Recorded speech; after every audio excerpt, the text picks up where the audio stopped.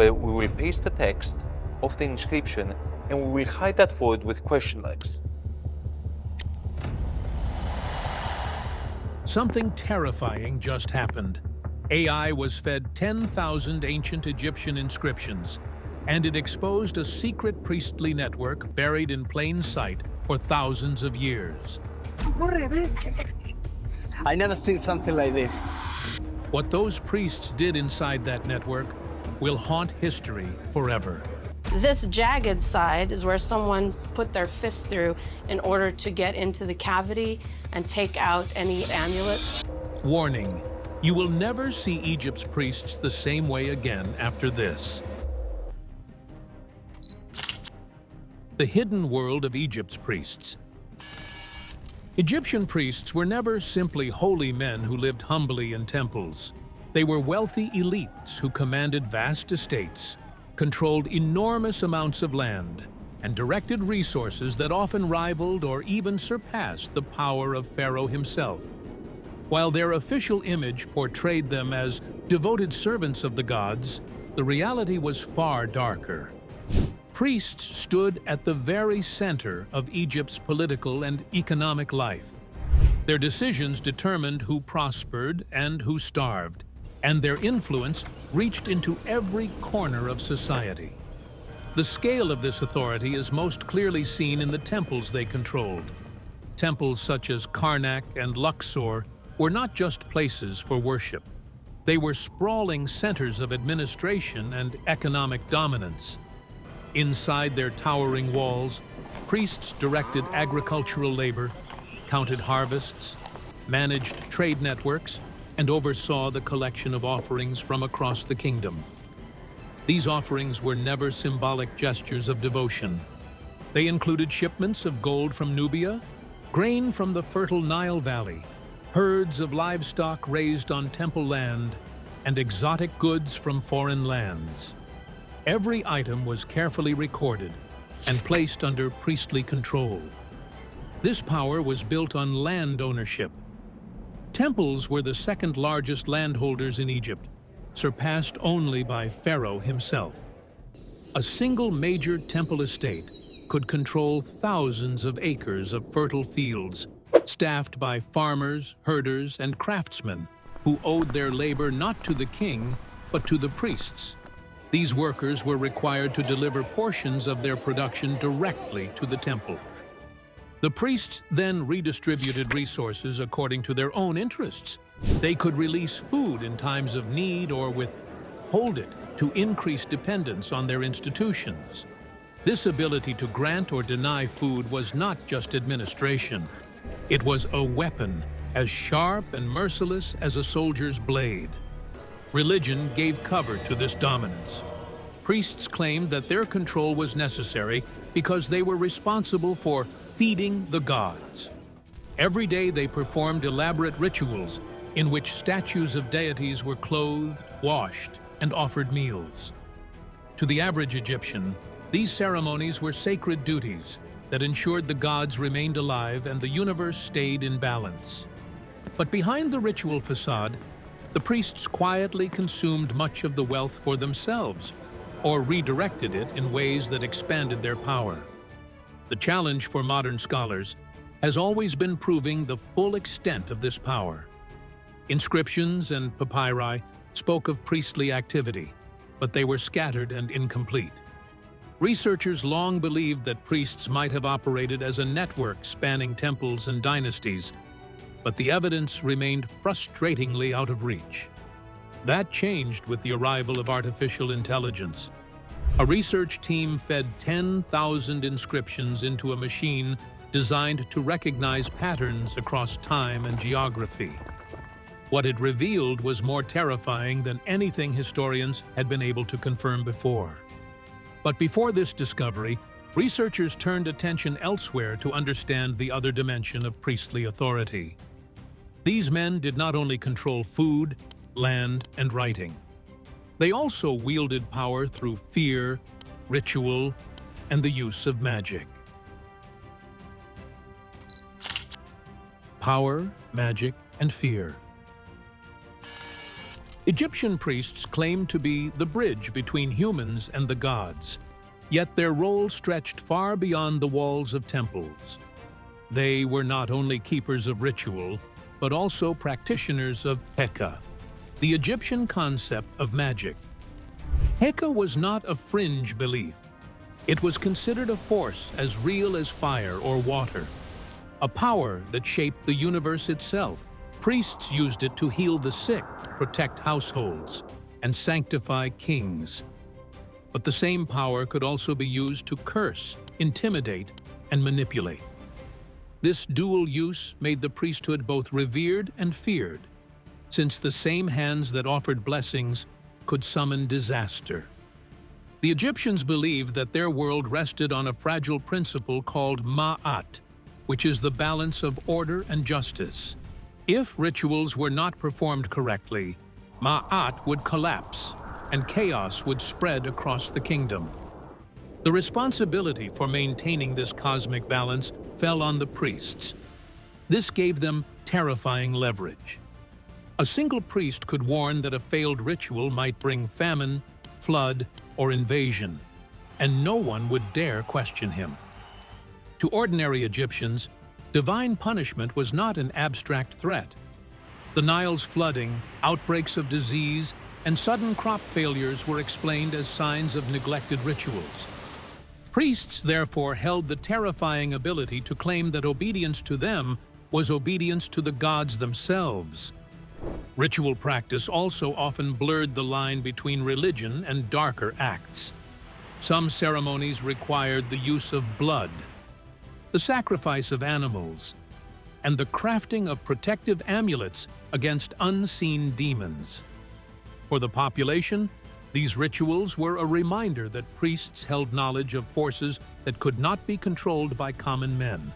Magical texts describe incantations to blind enemies, destroy rival crops, or summon protective spirits. Even kings relied on priests to perform these rites. That dependency deepened the fear surrounding them. If a pharaoh himself could be cursed or protected only through priestly power, what hope did ordinary people have?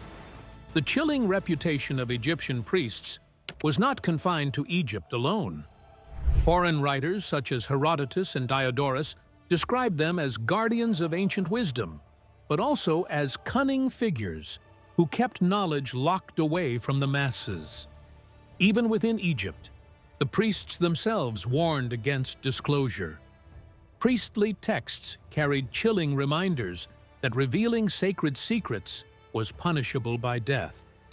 Initiates were bound by oaths of silence, and violations could lead to execution.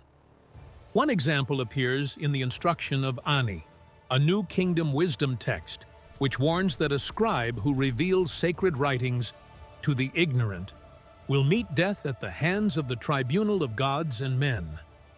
Later records from the Ptolemaic period also mention priests stripped of office and executed for betraying temple secrets to outsiders, though the names of those punished were deliberately erased, a final act of warning.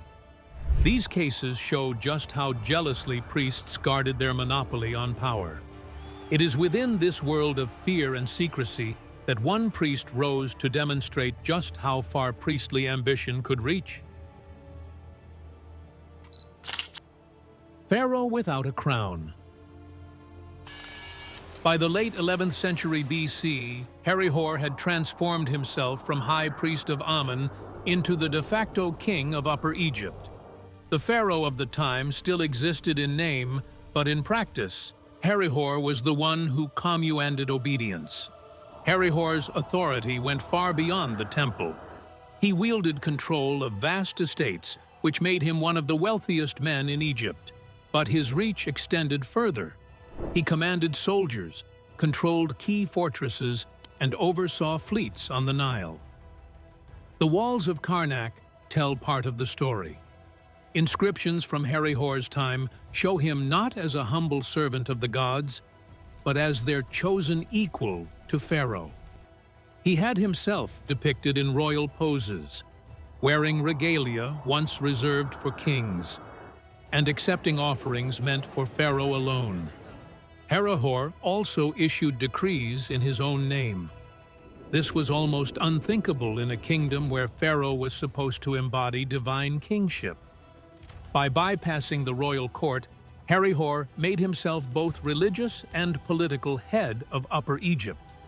Some inscriptions even suggest he orchestrated propaganda to rewrite history, ensuring that future generations would see him as the true protector of Egypt. In doing so, he not only usurped power in his own time, but attempted to cement his place in the eternal record. The terrifying part is that Herihor's manipulation can now be measured with modern tools. When researchers fed his temple inscriptions into artificial intelligence, the system detected something subtle but damning. Language patterns at Karnak shifted under Herihor's control. Mentions of the pharaoh diminished, while the gods were increasingly described as favoring Herihor directly. This was evidence of deliberate redirection, where divine authority was rewritten to justify a priest's rule. But the question remains, was Herihor an extraordinary exception, a single man whose ambition exceeded all others? Or was he part of something larger, a hidden structure that allowed priests to act with unity across Egypt? It would take AI to reveal whether Herihor was a lone usurper or a visible piece of a much broader and darker system. The shocking experiment. Historians have always struggled with one major problem when studying Egypt's priests. The evidence of their activities is scattered across thousands of inscriptions carved on walls, stelae, and papyri. Each temple recorded its own version of events, and most inscriptions were written to glorify gods or rulers rather than give a clear account of daily life. For centuries, scholars could only study these sources in isolation, piecing together fragments, but never able to see the bigger picture. This left many suspicions about priestly power unproven. To solve this, a team of Egyptologists and computer scientists designed a new experiment. They decided to use artificial intelligence to process the inscriptions on a scale no human researcher could ever manage. The team digitized over 10,000 inscriptions. These came from temple walls, papyrus documents, and stone carvings collected over more than 1,000 years of Egyptian history. Each inscription was photographed or scanned, translated into text, and entered into a database. The AI was then trained to look for recurring details. This included names of priests, temple titles, references to economic activity, and descriptions of rituals. One of the most important techniques used was called co-occurrence mapping. This means the AI flagged cases where the same name, title, or phrase appeared in multiple inscriptions.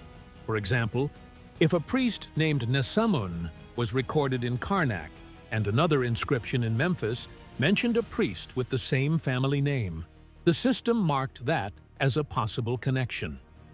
It could then see if this pattern repeated across other temples and time periods.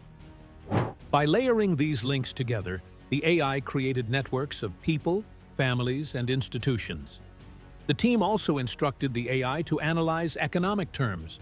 Words describing offerings, storage, or distribution of food were compared across inscriptions.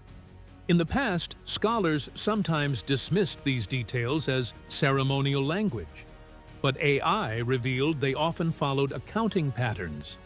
What looked like a prayer could also be a record of how resources were moved and stored. This meant that beneath the religious wording, there were traces of economic data that had been overlooked for centuries. Another key feature was the analysis of ritual language. The AI detected shifts in wording, such as when gods were increasingly linked to priests rather than pharaohs. This allowed researchers to measure propaganda strategies similar to what was already seen with Herihor at Karnak. The difference was that now it could be tracked across thousands of inscriptions and hundreds of years. What emerged was not a random set of findings, but a structured picture. The AI showed that temples were not isolated. There were repeating names, repeating titles, and recurring phrases that tied together families and priesthoods across distant cities. This was the first clear sign that priests might not only have acted locally, as in the case of Herihor, but that there could have been deliberate coordination on a much larger scale. The results of this experiment were shocking enough to change how historians approached the study of Egyptian religion. Yet what the AI uncovered in its first run was only the beginning. When the system focused specifically on the priest's control of wealth, the picture turned darker and far more disturbing. AI exposes economic domination. When artificial intelligence was applied to thousands of inscriptions, the most disturbing revelations came from what appeared to be the most ordinary records. For centuries, historians believed that many temple texts about offerings were symbolic statements of devotion to the gods. AI proved otherwise. By cross-checking these inscriptions with papyrus ledgers that had survived from the same periods, the system showed that these so-called offerings were in fact detailed accounts of grain storage, livestock management, and taxation. The AI flagged repeated mentions of food stores in different regions, including Thebes, Memphis, and Abydos. It recognized the same accounting language in multiple temples separated by hundreds of miles. Where one inscription praised Amun for being abundant in bread and cattle, another from a rival temple used identical phrasing. At first, this seemed like common religious language, but when the AI matched the wording with the numbers found in papyrus inventories, the meaning became clear. These were not random praises. They were coded financial statements that tracked the flow of Egypt's wealth.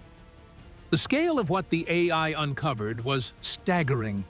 Temples were not only collecting goods from their own estates, they were pooling and moving resources between regions. The system identified links between Memphis and Thebes, long thought to be competing centers of power. In reality, they were using the same language and recording practices, which suggests coordination. The pattern resembled a cartel, where separate groups pretended to be rivals, but in practice, worked together to dominate markets and secure leverage over the throne. One of the most chilling discoveries came when the AI compared inscriptions with known famine years recorded in other sources. During times when crops failed and ordinary people starved, inscriptions showed priests celebrating the expansion of temple granaries. In plain terms, this meant that temples were growing their reserves while the rest of Egypt went hungry. In one famine year, papyri recorded families selling their children into slavery to survive, while temple walls from the same period boasted of overflowing stores of bread for the gods. In another, inscriptions praised the fattening of the herds of Amun. At the very moment, historical records describe cattle dying by the thousands in village pastures. AI revealed that this was not coincidence. Priests may have deliberately hoarded grain during shortages, locking it in massive storage silos while the population collapsed into desperation. By withholding food, they could drive starving Egyptians to beg at temple gates, where priests appeared as saviors offering rations in exchange for loyalty. Witness accounts from later periods described scenes of horror where mothers left infants at temple doors, believing priests might feed them when they themselves could not. These were not isolated tragedies. They were part of a system that allowed priests to control life and death itself. AI also showed how priests controlled gold and other treasures. In temple inscriptions, priests often wrote about giving shining gifts for the gods. For a long time, historians thought this was just religious poetry. But when AI compared those phrases with papyrus records of trade and storage, it found they lined up with actual shipments of gold and silver. In other words, whenever an inscription praised the gods as rich in gold, there were usually records from the same time of gold being moved into temple treasuries. This showed that the religious wording was not only worship, it was a coded way of documenting real deliveries of precious metals.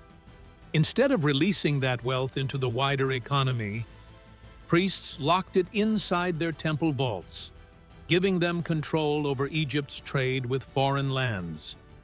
Even more disturbing was the discovery of taxation schemes. For years, historians believed that long lists of offerings carved on temple walls were purely religious, describing gifts made to the gods. But AI showed that many of these lists were actually detailed tax records. Farmers and herders were required to give portions of their crops and animals not just to Pharaoh, but directly to the temples. When the AI compared inscriptions across different periods, it found something striking. In earlier records, Pharaoh was named as the one who collected these payments. But in later records, the wording changed. The inscriptions began to say the goods were given to the gods. Instead, since priests controlled access to the gods, this shift meant that priests, not Pharaoh, became the ones who truly collected the payments. Economic domination was only one part of the hidden system AI uncovered. The AI revealed that their greatest weapon was something even more dangerous than food or gold. AI unmasks the priestly knowledge cartel. The timing of festivals was also controlled through this hidden calendar. A clear example was the festival of Opet, when the statue of the god Amun was carried in a great procession from Karnak to Luxor. To the crowds, this looked like a holy celebration that happened whenever the gods willed it. But AI revealed something different. By analyzing inscriptions, it showed that the festival always took place at very specific astronomical moments, such as the rising of the star Sirius, known as Soptete in Egypt, which marked the beginning of the Nile's flood season. This meant the priests were secretly using astronomy to decide when the festival happened, while telling the people that the date came directly from the gods. What made this discovery even more shocking was that AI found the same words and phrases used to mark time carved in inscriptions about harvest rituals hundreds of miles away. For example, the same phrase priests used to describe when the Opet festival should begin also appeared in texts telling farmers when to start planting. In other words, both religion and agriculture were being guided by the same hidden calendar. This hidden calendar was not the civil calendar that everyone knew, which counted 365 days, nor the visible lunar cycle that ordinary people could follow. It was a secret system based on star risings, solar events like eclipses, and the natural cycle of the Nile floods. Only priests had the knowledge to read it. They never shared it with the wider population. The implications were enormous. Farmers believed they were planting and harvesting at times chosen by the gods, but in reality, they were obeying dates set by priests using their secret astronomical knowledge. I also examined medical papyri and found something even more chilling. Many references to diseases were disguised as divine punishments. What had once been dismissed as symbolic language turned out, under AI analysis, to be euphemisms. For example, one papyrus described blindness as the darkening of the eye by a god's hand. Another described fevers as the fire of punishment. When the AI compared these phrases to accompanying instructions, it revealed that behind the religious wording were practical treatments. The darkened eye passage contained notes about applying honey and mineral salts, which modern science recognizes as an effective antibacterial remedy. The fire of punishment text gave instructions for cooling the body with damp cloths and certain plant extracts. In several other cases, treatments for broken bones or digestive illness were described in vague terms, while the real instructions were hidden in coded phrases only a trained priest would understand. This meant priests knew the causes of certain illnesses, and the remedies that could treat them. But they chose to mystify this information. To ordinary Egyptians, blindness, fevers, and other sicknesses appeared as curses only priests could lift. By hiding practical knowledge under religious wording, they created dependence. People had no choice but to beg for priestly intervention, even when the knowledge to heal already existed. The AI also revealed that knowledge was not spread evenly among priests. Instead, there were patterns of duplication and secrecy that pointed to an inner circle of elites. The same astronomical phrases and medical euphemisms appeared in temples far apart, but not in every priestly archive. This suggested that a small, trusted network of high-ranking priests shared this knowledge across Egypt, while ordinary priests were left with partial or simplified information. The effect was devastating. Even within the priesthood, there was inequality, with a handful of elites controlling what others could access. But as terrifying as this discovery was, it was still only part of the picture. AI had one final revelation, and it was the most dangerous of all: the secret network.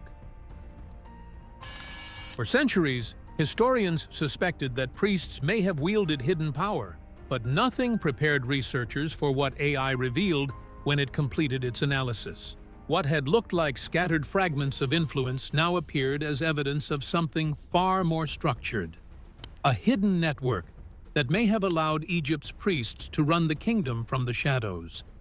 The AI cross-mapped all 10,000 inscriptions and detected patterns too consistent to dismiss. Names of priestly families appeared across regions, even when dynasties changed. At Memphis, Karnak, and Heliopolis, the same bloodlines resurfaced century after century, holding key titles. The analysis suggested priests did not simply serve in one temple and then disappear. They rotated between temples in a deliberate way, as if assignments were coordinated to preserve continuity of control. Even more chilling was the finding of encrypted inscriptions. AI highlighted unusual phrases that appeared during moments of crisis. In times of famine, invasion, or political instability, identical coded lines were carved in temples far apart. One example during a known Libyan invasion recorded that the hands of the god are joined. To the public, this looked like ordinary religious poetry, a symbolic image of the gods uniting. But AI showed that the same phrase appeared in 2 other cities within the same year, which made coincidence unlikely. Researchers concluded it may have been a covert signal. In this context, the hands of the god are joined likely meant that priests in different regions should act in unity, perhaps by withholding resources or waiting until Pharaoh's authority weakened. This meant what looked like harmless worship language to ordinary Egyptians may have actually been a secret code that only priests could interpret. The AI also detected that this network likely operated through strategic intermarriage.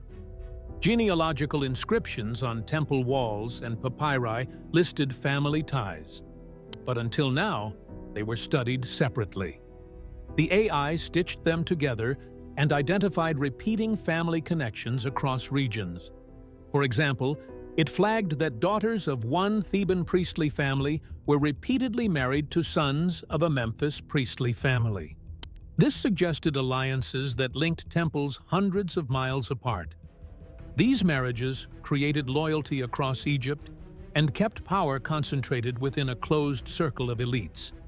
In some cases, priestly dynasties held office for more than 200 years, longer than many royal dynasties. While scholars had always suspected priestly families guarded their positions, AI revealed just how deeply interwoven and deliberate these ties may have been. During succession crises, identical coded inscriptions appeared declaring that the god alone protects.